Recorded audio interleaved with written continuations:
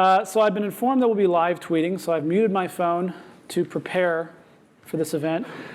My name is Trey, and I help folks level up their Python skills. One of the ways that I do this is through a Python skill building service that I made earlier this year called Python Morsels. Through it, I send out one Python exercise every week. The other way that I do this, which I've been doing for a little bit longer, is through team training, through my company, Truthful Technology. So I do on-site trainings for teams to help experienced programmers become experienced Python programmers. When I do on-site trainings, I often get to see some very weird code because my students are playing with Python, which is good. Playing is one of the best ways to learn. So one of the things that's interesting about this, though, is when I see weird code, sometimes while I'm trying to explain what Python's doing, I realize that I don't really understand what Python's doing. So this talk is inspired by all of the people who have asked me weird questions while I was at your company teaching over the last few years. Thank you. You gave me pretty much all of the material for this talk. You inspired this talk, at least, even if you didn't ask a question that was directly related to this. So thanks to everyone who did ask me a question over the last few years. You've made me a better programmer, a better teacher, and gave me a talk out of it. This is a Python 3 only talk. So this talk, if it was a Python 2 Oddities talk, it would probably be about twice the length, and it would be funny. This is not going to be quite as amusing, unfortunately. If you were interested in Python 2 Oddities, ask me about those later. I have lots of them. So the first thing we're going to talk about is variables. Let's say we have a variable x that is equal to 0 and a variable numbers that points to a list of numbers. If we loop over this list of numbers and we assign y to the square of each of these numbers, what will y be after this loop? If we try to access it, what's your guess? This is an interactive talk, by the way. I should have mentioned that. What will y be? What do you think? 64? It is 64. What will x be? Who thinks it'll be 0? Who thinks it'll be 8? Yes, it is 8. So x is 8 because variables in Python can be assigned anywhere, pretty much. We don't have function level scope in Python. Our scope leaks from for loops. So that for x in numbers, this is actually an assignment that happens during each iteration of our loop.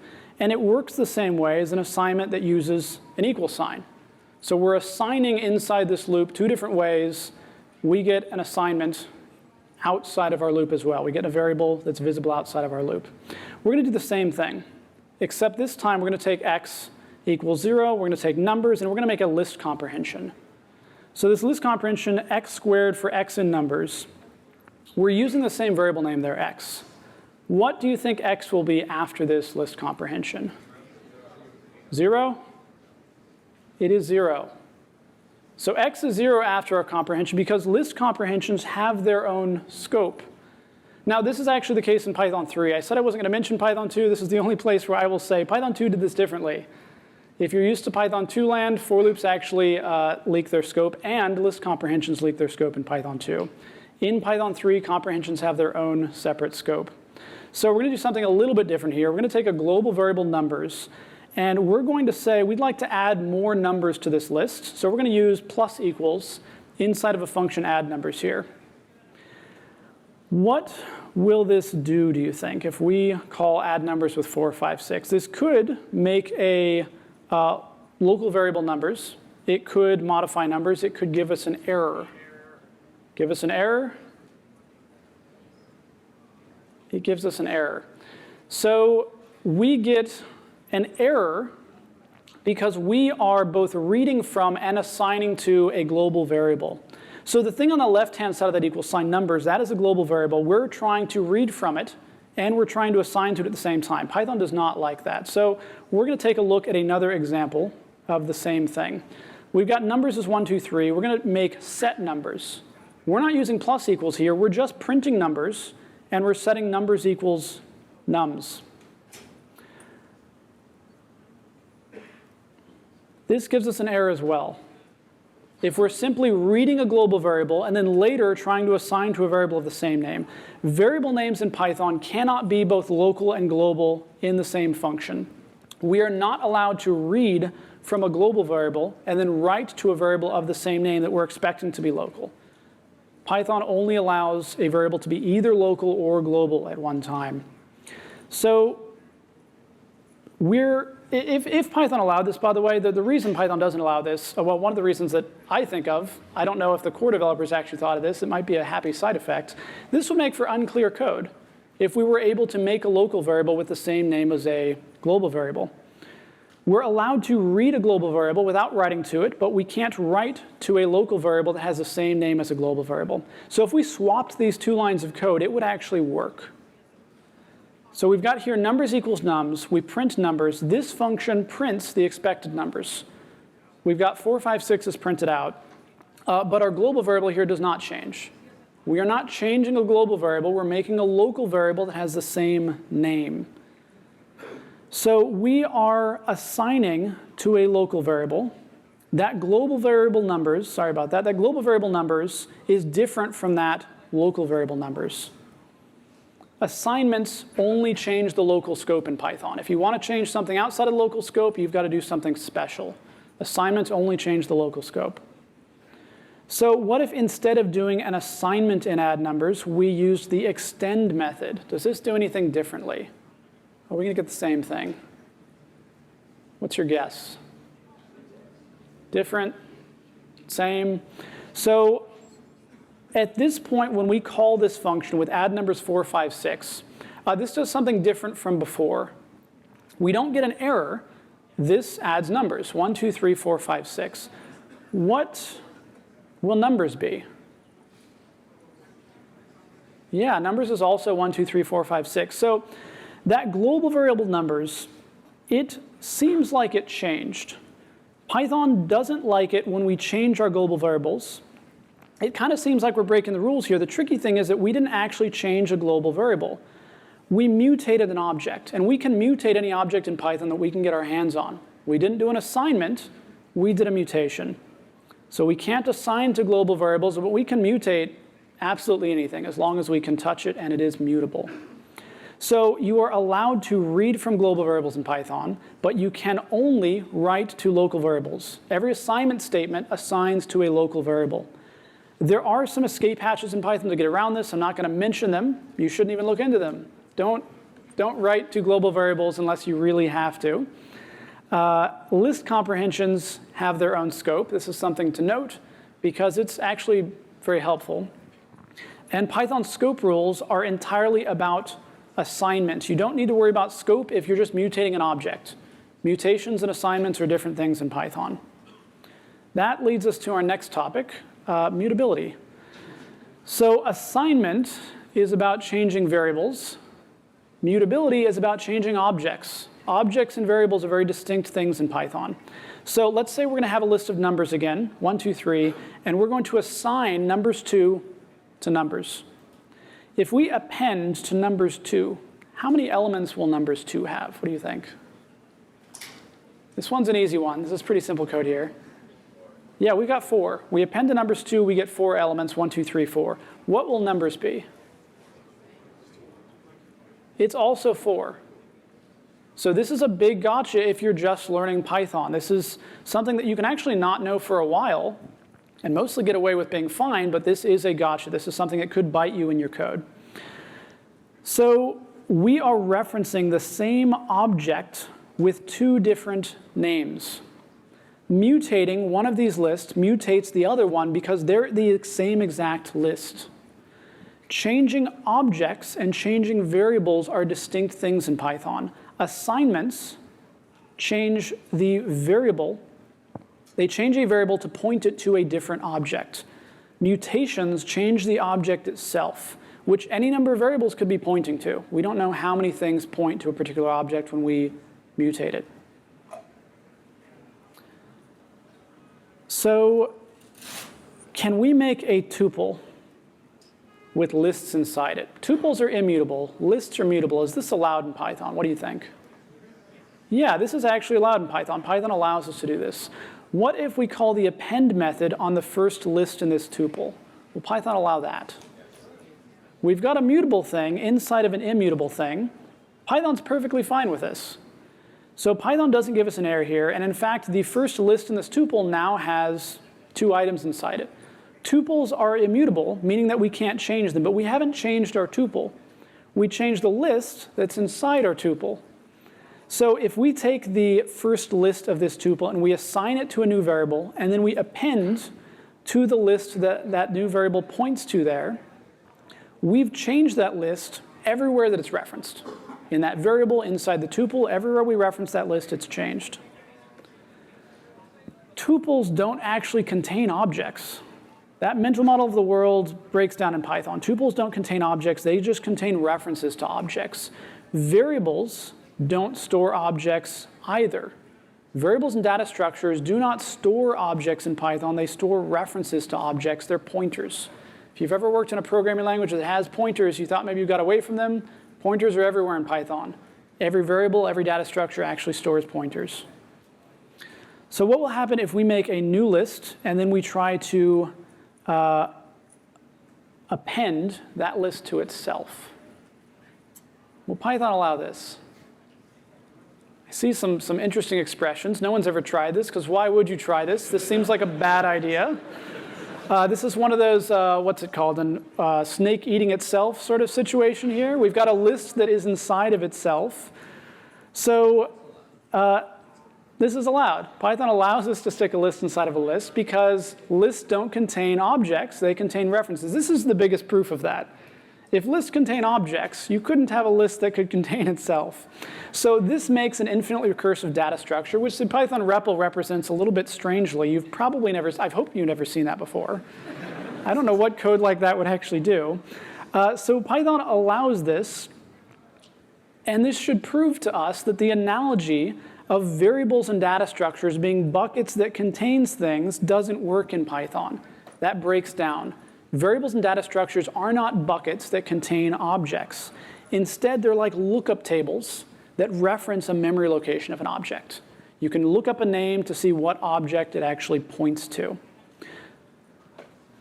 So this didn't really fit anywhere. An unrelated aside that I'm going to distract you with before I move on. This is actually valid Python code that does something completely irrelevant, but I thought that was kind of funny. So I'm not going to explain that. You can look that up on your own. I just wanted to distract you with that.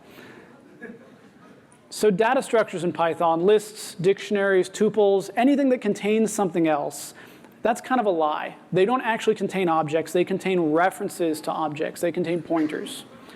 Likewise, variables also don't contain objects. They point to objects, which means that change is an ambiguous word in Python land. In English, change can be unambiguous. In Python, we can change different things. An assignment changes a variable, but that doesn't change the object itself, and it doesn't create a new object. Nothing gets copied when you do an assignment. Mutating an object changes the object, regardless of what variables or data structures might be referencing that object. We can change a variable, we can change an object. It's 2 different ways to change things in Python. If you feel rusty on this topic, there are 2 talks that I would recommend. One of them is called Facts and Myths about Python Names and Values by Ned Batchelder. And the other one is called Names, Objects, and Plummeting from the Cliff by Brandon Rhodes. You will have to look on PyVideo for that last one there. I will tweet out a link to my slides afterwards, so you can find links to these talks afterwards. So one more topic that I have for you here. The last thing that we will discuss is plus equals. So we're going to take 2 variables and assign them to the same tuple. A equals B equals a tuple of 1, 2. Then we're going to try to use plus equals to modify one of these tuples. Will Python allow this? What's your guess? When we do plus equals here, who thinks we'll get a tuple back of 1, 2, 3, 4? Who thinks we'll get 1, 2? Who's confused? No one's raising hands. This is what normally happens when I teach at companies, by the way. No one raises their hands. I have to give out treats or something, but I never actually do that. So A plus equals 3, 4 works. we're allowed to use plus equals on tuples. So at this point, A is 1, 2, 3, 4. What is B? Yeah, we can't change tuples, so it must be 1, 2, because we know that they're immutable. So B has not changed, A has changed. So plus equals on tuples is the same as plus and equals. So we're not mutating the tuple, we're just making a new tuple, and then we're reassigning that variable name to that new tuple. So A plus equals something is the same as A equals A plus something. Both of these statements make a new object and then point our variable A to that new object. So let's take two variables and assign them to the same list. So same thing, A equals B equals a list 1, 2. And then we're going to use plus equals to modify the list. We know this works because it worked on tuples, should work on lists as well. What will the second list be after this? So we've got A is 1, 2, 3, 4. What is B? Yeah, by process of deduction, this is an oddities talk. It must be 1, 2, 3, 4. So lists work differently with plus equals. The plus equals operator doesn't mutate list. It does mutate, or it doesn't mutate tuples, but it does mutate lists. I find this really interesting, not because of an inconsistency between tuples and lists per se, but because this means that on lists, A plus equals something does a mutation. But A equals A plus something creates a new object and then reassigns our variable to that new object. So what this means is that in Python, A plus equals B is not always the same as A equals A plus B. These are not the same thing in Python, at least not when it comes to lists. These do the same thing on strings and on numbers and on tuples, but they do different things on lists. They mutate the list in one case, they don't mutate it in the other case. So we're going to look at why this is in a moment, but first I want to show you something else that's weird. So we're going to take a tuple with a list inside it. We know that we can do this. We've already seen that we can do this. And we know that we can also mutate lists that are inside of tuples. So what do you think will happen? What's your guess that will happen when I say x sub 0 plus equals 3, 4? So this could give us an error. It could mutate our list. Who thinks that this is going to mutate our list? All right, who thinks that this is going to give us an error? So a lot of you thought this will mutate our list. A lot of you thought this will give us an error. This actually gives us an error, and it mutates our list. So everyone's happy, right? This is a wonderful compromise. So this is a very, very obscure quirk of the way that plus equals works in Python. This is never going to bite you in real code, so don't worry about this. But we're going to take a look at what's actually going on here, because this is a learning opportunity. What does plus equals actually do in Python? So whenever you use plus equals, Python will try to call dunder iadd, the dunder iadd method on the object that we're pointing to. In this case, it's actually a list. After that, it will do an assignment. So the exception occurs because the assignment failed. But this happened after dunder iadd successfully mutated our list.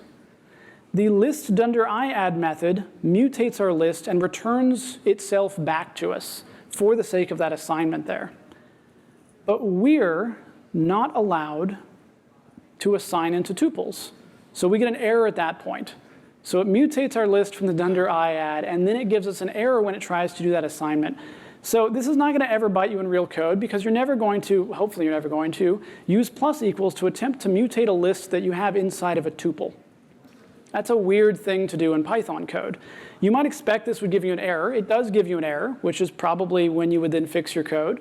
But it also mutates the list. So this is just an interesting excuse to learn about dunder iadd. So some takeaways here. The plus equals operator always performs an assignment. But plus equals and the other augmented assignment operators, which is what these star equals, slash equals things are called, these are allowed to mutate the object that they're called with, if the object chooses to mutate itself. Lists mutate themselves, but plus equals on tuples decide not to mutate themselves. So this might seem inconsistent, but consistency is about frame of reference. So according to the Python documentation, in-place additions are supposed to do their operation in place whenever possible. And lists are just the first case where this is possible, because tuples, strings, they're immutable. So we can't mutate them in place. Plus equals is supposed to mutate in place. It is called in-place addition. You now know that phrase if you didn't know it before, which means that it's supposed to mutate in place. So it's all about what you think is consistent. What is our frame of reference in terms of consistency here? So if Python doesn't do what you expect it to do, that doesn't necessarily mean there's a bug in Python. There might be a bug in Python, but it could also mean that your assumptions about what Python is doing don't match up with what Python's actually meaning to do. It could mean that there's a bug there, or it could just mean that your perception of reality is flawed, that there's something more to learn. So I would like to leave you with some closing thoughts. Regardless of what programming language that you're in, it's an important thing to understand the fundamentals of your programming language and how they differ from other programming languages. So that means how do function calls work, how do variables work, and how do objects work in your language. Those are some pretty fundamental things. And if you think you found a bug in Python, it might just be you're misunderstanding the trade-offs that the Python core developers had to make when they chose a particular bit of functionality that you're experiencing. So if you see something odd going on in your code, before you fix it, poke around and see what you can learn from it. Oddities in Python are one of the best ways to learn things because breaking things is one of the best ways to learn. Playing around is one of the best ways to learn. And if you find a Python oddity of your own, use the Python oddity hashtag if you're going to tweet it out so others can find it as well. I've been using this the last few years. I've tweeted over 50 of them so far. I don't know how many are actually up there because lots of other people have used that occasionally as well. So I forgot to mention in the beginning, this is a short talk. You're in a long slot here for a talk that is short because the talk schedule got moved around a little bit yesterday and I didn't have time to add a whole bunch more slides. So I do have a B-sides reel or a bloopers reel, if you will. I'm happy to go into more slides here, but I would like to do questions first. And I guess I'll do my final slide first. I assume we'll keep rolling anyway. If you would like me to help you or your team improve your Python skills, please feel free to chat with me afterwards in the hallway, shoot me an email. I'm always happy to chat about how I could help you improve your skills or what you could do to go about learning more about Python. So thank you. I think we should take questions now and then maybe do a B-sides talk if you all want.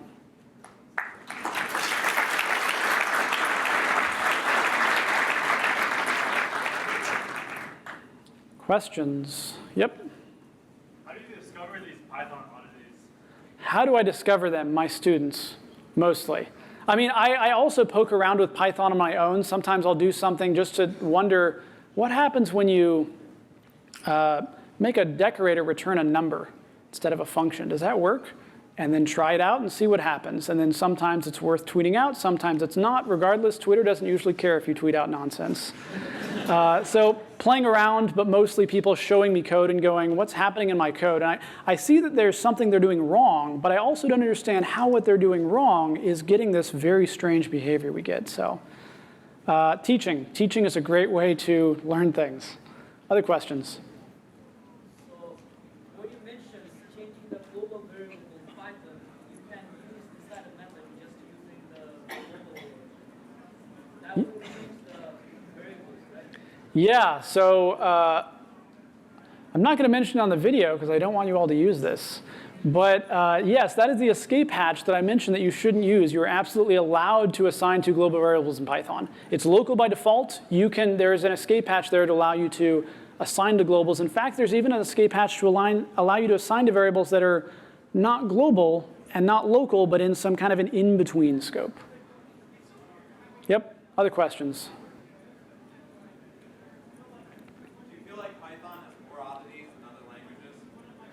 Do I feel like Python has more oddities in other languages? I don't. This is actually something I'm always hesitant when I'm teaching folks, especially when they're brand new to Python. You don't want to show them too many of these because they get scared. If I was teaching Perl, for example, there's a lot of oddities in Perl. You don't necessarily run across them very much, the same way you don't run across them in Python, but you can find them. So I don't think so, but I'd love to be proven otherwise or proven my point there as well, either way. What sources would you recommend to investigate to learn more about these oddities? I found recently the apps give really in-depth research and definitions about Python things, but what would you recommend? Right, that's a great question. So the question is, what would I recommend to research these oddities? So you mean not the things that are on the Python oddity hashtag. You want to find something new that's kind of odd about Python. Where would you go? You mentioned the PEPs, which I think is a good place because they show the edge cases. What happens in some edge case of this? Or a lot of times they do. There's also the Python ideas mailing list, the Python developers mailing list, core developers, because they talk about edge cases there. It's anywhere where there's edge cases discussed. The documentation actually sometimes talks about these edge cases. In fact, that list inside of a tuple, that's taken from the Python documentation. That is specifically called out as a case that acts a little strangely, but that's just an implementation detail of how that dunder IAD works. Other questions? So do you ever dive into the source yourself of explaining some of these oddities? The source of Python, I do not dive into the source of Python myself often. If I am, it's usually the Python code and not the C code under the hood. I know some people that do, and that's actually another way to find oddities potentially. There was another question.